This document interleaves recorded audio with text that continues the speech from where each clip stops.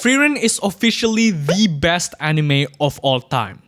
At least according to my anime list. Is it better than Full Metal Alchemist? I'm gonna leave that to you. If I speak, I am in big trouble. Frieren is the prime example if you give an anime studio the time and resources it needed to make an anime adaptation. And Madhouse, as the studio made Frieren, really cooked this one up. Maybe new anime fans only knew MAPPA and Ufotable as the GOAT of anime studios. But back then, we have studios like Madhouse and Kyoto Animation, and when you see those names behind an anime, you know they are gonna cook. Especially Madhouse. All huge anime you know today is made by Madhouse. Hunter x Hunter, One Punch Man, Death Note, Monster, Chihayafuru, A Place Further Than Universe is all made by Madhouse. Even the founder of MAPPA was once an employee at Madhouse, just like Valve and Riot. But recently, Madhouse kinda took a break on producing anime. From producing 37 anime in 2010s to only making 11 anime in 2020s. And most anime they made today is not a huge title. Compared to MAPPA, for example, who made 33 anime and most of them are huge titles and almost at the same time. So Madhouse clearly is taking a step back, almost fading into obscurity as studios like MAPPA and Ufotable take the spotlight in the anime community. But as one wise man once said, are you Madhouse because you are the best studio? Or you're the best studio because you are Madhouse. And Madhouse said, through thousands of frames and endless overtime, I am alone, the honored one. Nah, I'd win.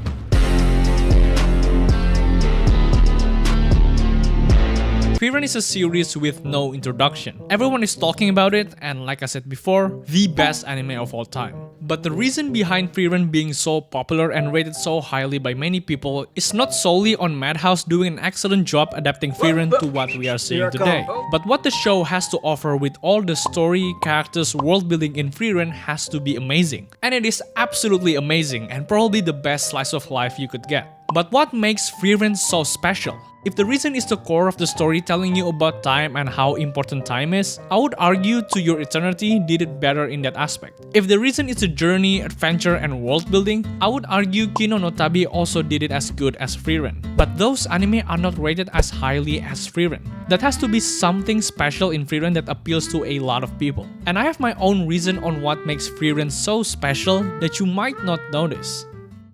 If you notice, every chapter in Frieren always begins with X years have elapsed since the hero Himmel's passing. They could have used X amount of years, or just flat out tell us the actual date. I don't get it why they don't use simple dates to show us the period they are in. But as I watch more episodes, this actually makes a lot of sense. Because there are a lot of flashbacks in Frieren. Sometimes it happens in the middle of the story, sometimes it happens in the beginning of the story. Flashbacks are an important part in Frieren. The flashbacks usually contain Frieren past experiences with her party, but most importantly is her time with Himmel. Himmel is a character that has already passed away in the very beginning of the chapter. And when a character passed away, they are always getting more and more distance from the story.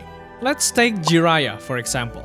As much as you like Jiraiya as a character, 100 episodes in, the author would not care about Jiraiya. The story would still continue from Jiraiya's death. His death has already served its purpose, and then we move on. As much as you like Ace, 100 episodes in, Oda probably put him on the next Krispy Kreme menu. They are forgotten and have no importance left to the story. But as simple as using the name Himmel as a time signature in this whole series, there is a bridge on the gap between death and the living. You feel Himmel are with you watching the entire journey of Frieren. And it's on point that when you know the reason behind Frieren's journey is because of Himmel's death. She wished she could understand her friend more, and that is the reason she started her new journey to understand human emotions. And we as viewers can see her development in every step on her journey.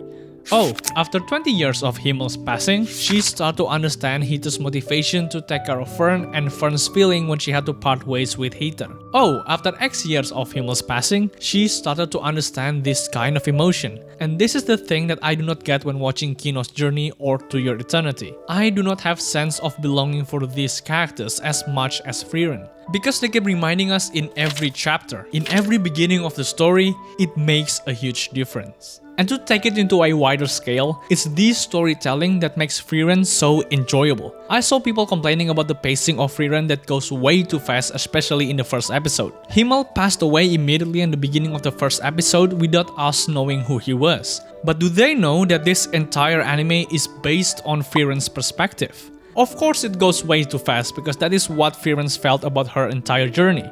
Of course, we do not know Himmel as a person because that is what Frieren felt about him. 50 years of them being together is just a matter of the blink of an eye. And this is what it feels like if you have a lifespan of 1,000 years. And the first time Frieren met Fern is in 20 years after Himmel passed away. And those 20 years are just a matter of flipping a few pages. And after Frieren makes her journey with Stark and Fern, learning human emotion and the importance of time itself, you also notice the pacing goes slower and slower. And that is when Frieren finally appreciates the time she spent adventuring. And these little components of storytelling are freaking genius. I have never seen it done so beautifully like Frieren did. So maybe it does deserve the title after Fullmetal Alchemist held it so long. And with us counting down to the final bits of the episode, maybe we should also appreciate the time we spent witnessing this masterpiece.